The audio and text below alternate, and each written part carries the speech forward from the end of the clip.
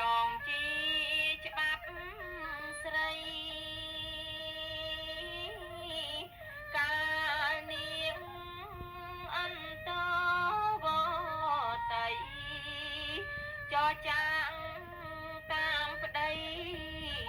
វណ្ណកាំងយ៉ាងសា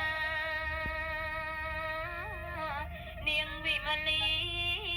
ជាព្រះមេត្តាបើបានទូលថាហើយកូនពិសីនាងនឹងត្រាច់ត្រង់តាមប្តីចិញ្ចាំងអំពីពិភពនាងninhទៅឋានមនុស្សលោកនេះឯងចនាងចាំចេញបំរើស្វាមីធ្វើវត្តប្រន្តិបត្តិប្រក្រតីកុំអើយស្វាមីអាំអន់ចិនតានាងអើយកុំបែងក្រឡាជាម្ចាំងសេងរិសាកូនកុំមាំងងាយហើយកូនស្រីស្ងួនមានម្ដាយក្រណាស់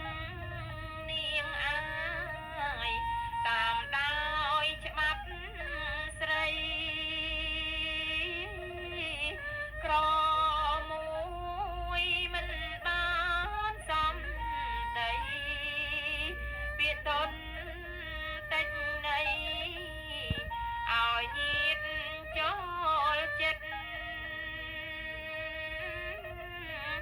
ក្រមួយមិនចេះរិះគិត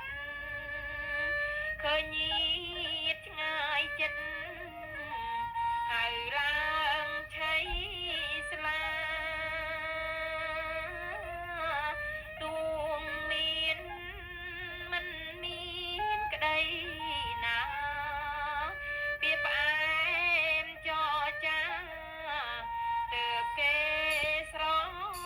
ឡាញ់កុំជួ